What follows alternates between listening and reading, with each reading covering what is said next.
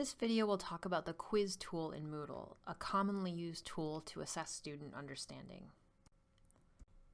The quiz tool allows you to conduct formative and summative assessments of student learning through many different types of questions, including multiple choice, true-false, essay, and short answer.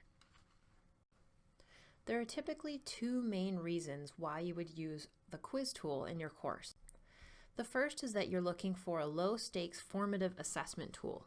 So you may have provided some readings to students or created a video lecture for them or a narrated PowerPoint, and you want to make sure that they have engaged with that material.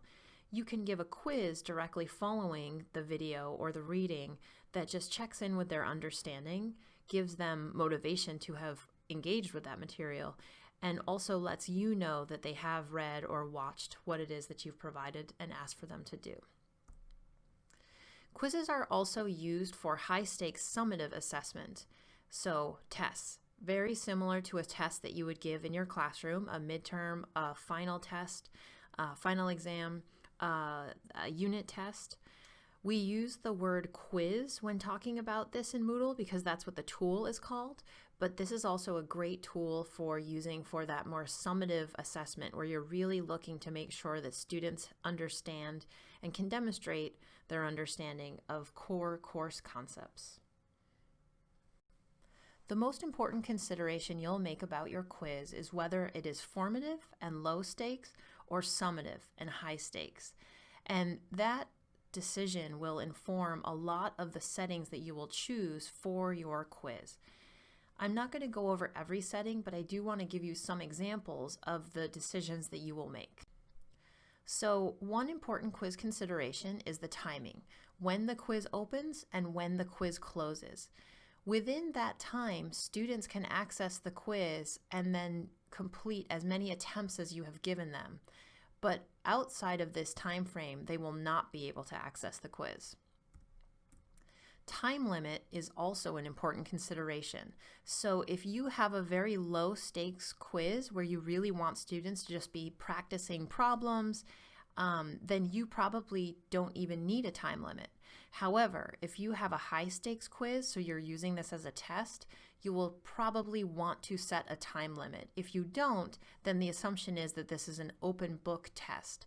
But if you set a time limit, students cannot use external materials nearly as easily. So if you have a test that has 50 questions and you set a 50-minute time limit, students will have to complete the test within that time frame. Another important setting is the number of attempts allowed on the quiz. So if this is formative and you're using this as a way for students to practice or to show their understanding in a really low stakes way, then you might want to give many attempts, or you might want to give unlimited attempts. If this is summative and you're using this as a test, you probably only want to give the students one attempt. So that means that the students can go into the quiz during the time period that it's open, but then within that time period, they only have that one attempt to take the test. It's always a good idea to try out your own quiz after you've built it. So I'm going to quickly show you how to do that. You can click on the name of your quiz, click on the gear icon, and then go to Preview. And you can take your own quiz. So this quiz happens to be very formative, so I can actually check my own understanding. And it lets me know that my answer is correct, and then it also gives me some automatic feedback that was set when we set up the quiz. I can continue on, and this is just a really good way of making sure that your quiz is working the way that you want it to. One of the great things about quizzes is that they grade themselves. So automatic grading depends on the question type, of course. For common question types such as multiple choice or true false, the quiz will grade itself because when you set up the quiz, you will have told it what the correct answer is. Short answer questions will also grade themselves because you will have put in all the acceptable answer options.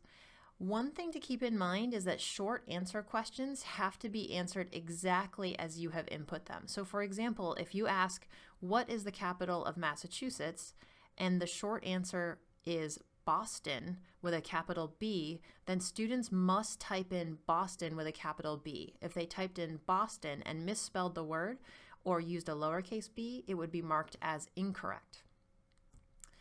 And I know that it seems obvious, but I always like to point out that essay questions will have to be manually graded. That's really easy to do, but you would be going into the quiz and assigning a grade for the essay questions that you had given to students. One of the most common questions we hear about quizzes is faculty will email us and say students cannot see their grades in the gradebook yet. And we take a look, and it's almost always the review options. So these are part of quiz settings, and the review options, which I know look a little bit complicated, and we can definitely help you with this. This is how the quiz knows what to show students when. So for example, do you want students to see their grade immediately after the quiz attempt? So right after they finish that attempt, do you want them to see their grade? Do you want them to see whether their answer is correct? If yes, then we can change the review options to reflect that.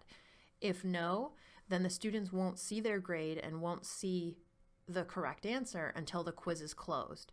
So you have a lot of options here when it comes to how students see their grade and how students see feedback, which I won't get into in this video, but know that you have many choices.